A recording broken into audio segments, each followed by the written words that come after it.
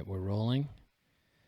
And we are live. Welcome to episode 11 of the RINO podcast, everybody. Thank you so much for joining us. We've got Kaitlin at The Factual Prep, who's about to smash retweet and get everybody watching this. Don't forget to go to patreon.com/RhinoPod. Join us today. It's only $1 a month for the best political commentary in the universe. How are you doing, Kaitlin? I'm doing really good, Jeff. I get the vaccine done tomorrow morning. So the first shot. Oh, look at you. That's very special. I'm super pumped for that. And I saw you, I decided to dive into Clubhouse yesterday, and I saw you in one of the rooms of the Comfortably Smugs room. Yeah, Clubhouse is really fun. It's interesting. It's a very interesting app.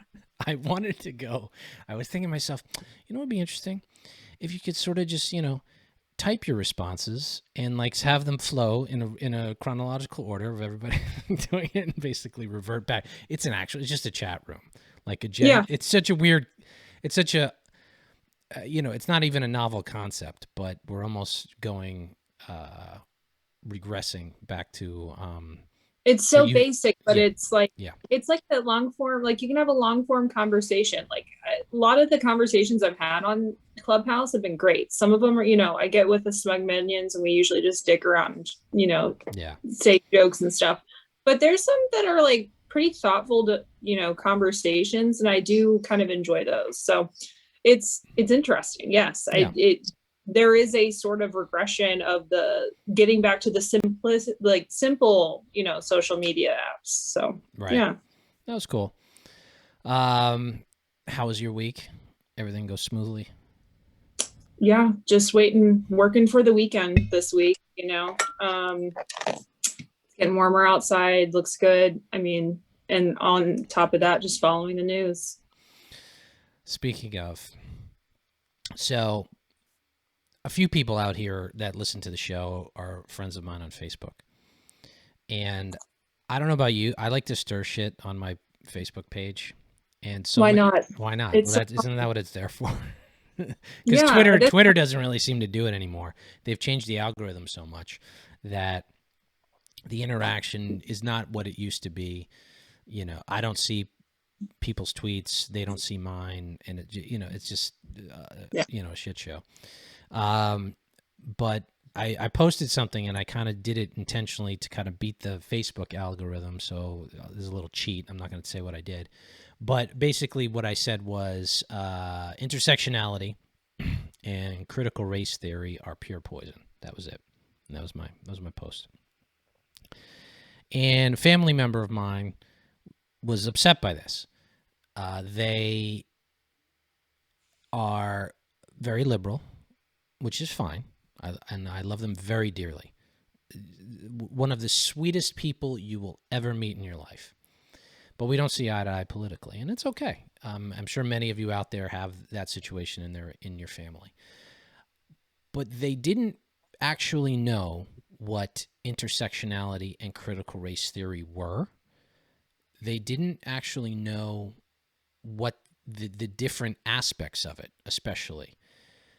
They honestly thought, and sincerely, I believe sincerely thought, that intersectionality was just pointing out that there's different degrees of racism that people experience in their day-to-day lives based on, whatever demographic they might fit into. And I point this out because the reason why I say this on the episode is that there is a universe of people out there who think that being woke is not ironic. We use that, you and I, in our conversations, in our writings, in our interactions politically, use woke as a pejorative, as an insult of somebody who does not understand philosophy, history, culture, any of these things. And that's largely true. But there is an entire segment of the population that purely is not exposed to what we say. Any other media that would disagree with the prevailing narrative went to a liberal arts college, is totally, swallowed, I guess, the blue pill. Do I have that right?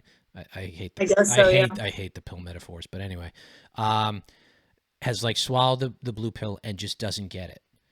And this family member, I think, is in that category. And I was being very, very matter of fact and kind of gentle in saying no. And here's examples of what happened. I gave the example of the employee that Barry Weiss interviewed or published from Smith College, who resigned. I think she resigned because she wants to sue about this nightmare of critical race theory and intersectionality being forced into the workplace. So I say all of this because we have to keep that in mind sometimes. Right. Because that like woke to them is sincerely, yes, I'm woke. I'm a good person, because they're doing it out of a place of morality. Morality, where they think they're doing the good thing because somebody told them that this is the good thing to do. And I only say that to keep that in mind. We've discussed how this has kind of replaced religion, right? Like, I mean, it's got this like very religious undertone where you're looking for redemption through acknowledging, so to speak, what the tenets of this woke religion is. And I mean, you and I are whatever religion we are. I'm Catholic, and I think you said you're Catholic. Yeah. Like we can kind of see through it, right? Like, and this family member isn't particularly religious now, but yeah, I can see that. But are they seeking for that? Like, that's kind of where I'm like, no. I feel like a lot of these woke people are replacing a religion that they probably had maybe in the past or something. Mm-hmm. It seems like a replacement for morality. It certainly is. It certainly is. I forget who said, I mean, maybe a few people have said it, is like, even if you eliminate religion, people will create their own, because it's like this. Well, they have, right? Well, yeah, but I won't say innate. Yeah, I won't say innate human need, but it's over millennia, we have developed the need to create the if nothing else, the culture, maybe not the belief system and morality that comes from religion. Right. But yeah, John McWhorter. His article from a few weeks ago. If you haven't read it, go Google John McWhorter. I think he called it, it's neo-racist is the new neo-racists or something like that. Yeah. Anyway, first up, we have, who do we have?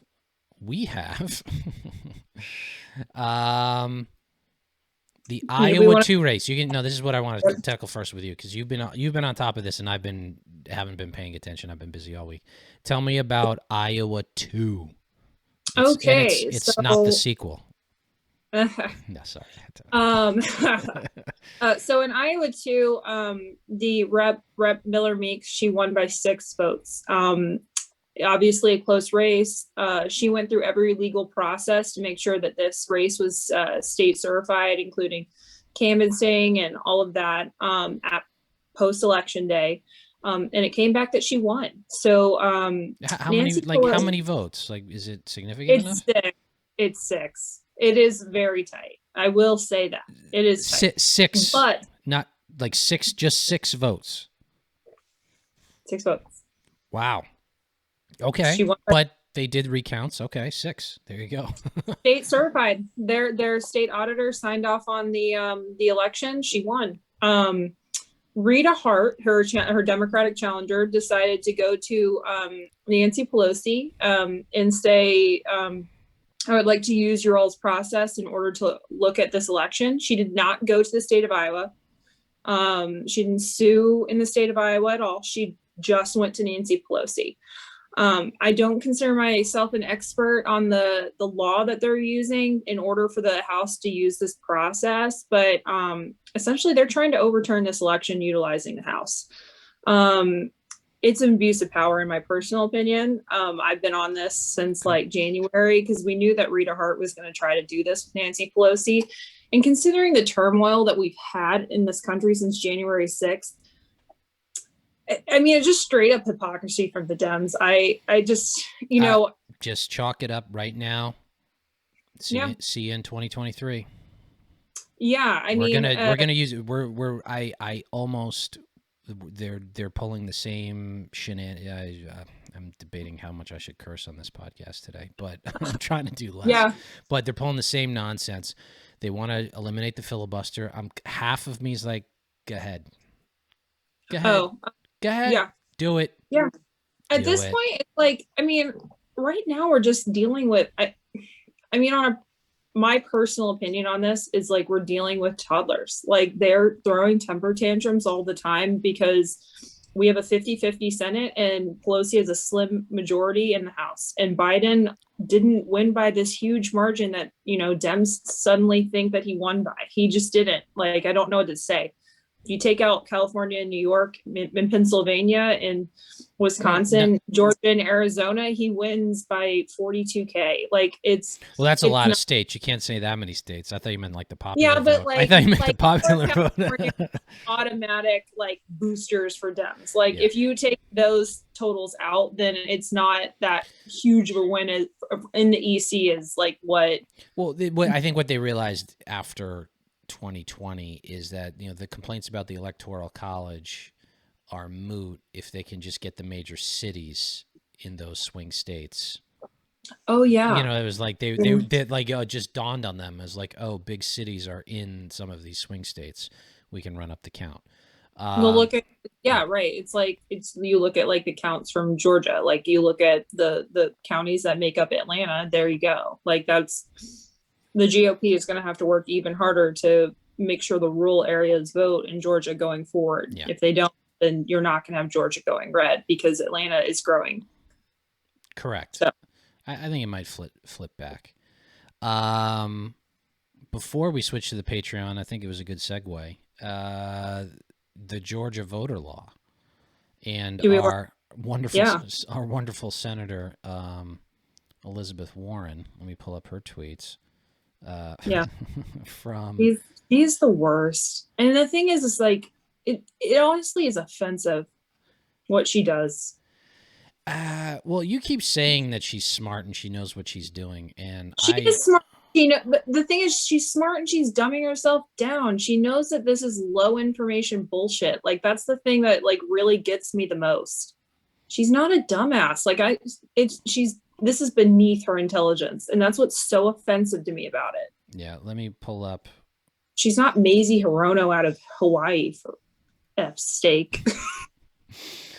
If you can see that, well, let me minimize our. There we go. Georgia State Rep Cannon for 58 was arrested just for knocking on the governor's door while he signed a disgusting voter suppression bill into law. Bernice King is right. The Senate needs to put humanity first and pass the For the People Act and the John Lewis Voting Rights Act. So the Georgia voting bill, Karl Rove actually has a good piece in this today in the Wall Street Journal explaining what it does. I think Warren has actually become stupider as she's gone more left wing. I think she played to a part. I don't think there was that much intelligence there to begin there with. I think it was all a grift. And I say she's not smart because she wouldn't play it the way she plays it. Somebody who is smarter would play it better. She doesn't. She just whatever a Republican passes, it's voter suppression. And you look at. I think she's inhibited by what the Democratic base is right now. They're actually believing what is happening in Georgia is voter suppression. It is not voter suppression. But she's not only reinforcing it. That narrative. She's helping to create that narrative. No. I don't think she's really so much helping to create it as it is Chuck Schumer and Nancy Pelosi on a federal level, and then clearly all the activists that are screaming in Georgia. Yeah, and that so she's spread. That state rep being arrested was a total photo op. I mean, she clearly did that on purpose. Oh, absolutely. It's ridiculous because first of all, some of the highlights of the Georgia voting bill were that you have to, when you're doing instead of signature certification on mail-in ballots, you write in your driver's license number. If you don't have a driver's license number, the state of Georgia will give you a free ID and with that identification number, and you write that identification number in there for free. So anybody can get that license to prove that the person mailing in the ballot is that person instead of signature match. I think that's pretty reasonable. That's actually beyond reasonable in my personal opinion. You're getting a free ID out of this. They extended the amount of early voting days by 4 days. Now, Kaitlin, correct me if I'm wrong. If you're adding, not subtracting the number of days available for early voting, like is that voter suppression, or is that?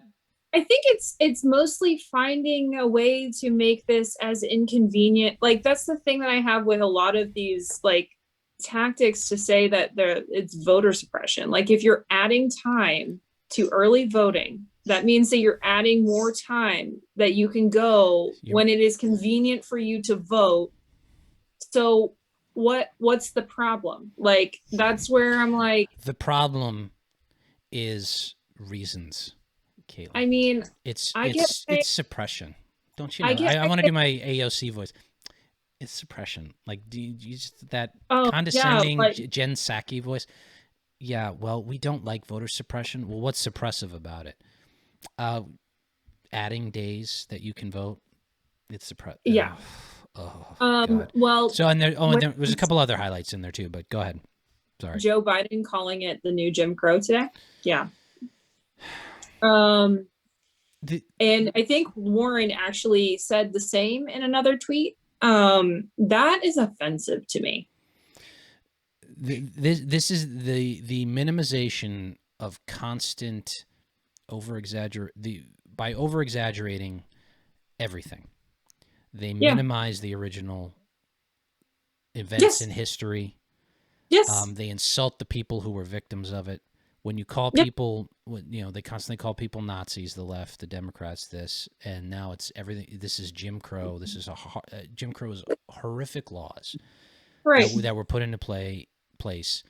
That thank God our country overcame it and saw the light and moved towards a better place of actual justice. The ironic part about it is the same political party that put Jim Crow in the South and that we had to overcome is now utilizing Jim Crow as a fear tactic. And it is deplorable to me. This is not Jim Crow. It expands early voting. If you can vote at your convenience within that time frame. The only thing that I've seen that people complain about is the water bottle thing. And that's just not good enough for me not to pass this type of law. No, sorry. It's a good law that was passed in Georgia.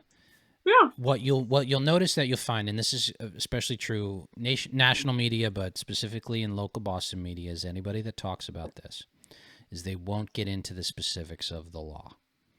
They'll just do a high-level passover, and I'm talking to you, everybody at WBUR, WGBH. Yeah. We've done this before. Boston Globe, you'll do the same thing. It's just cover and enabling the Democratic Party, and everybody sees through it. All right, before we get to our next topic, I'm going to remind everybody to go to patreon.com/RINOpod, patreon.com/RINOpod. Sign up today, only $1 a month, 25 cents an episode. And Kaitlin, there's one thing you wanted to mention before we cut over. Well, I wanted to cut over right now so I can turn this into a clip for us tomorrow. You got it. All right. I guess you'll have to tune in. Sign up at patreon.com. It's only $1, guys. Do the right thing. And we do appreciate all our subscribers out there right now. All right. Sign up. We'll talk to you later. Bye-bye.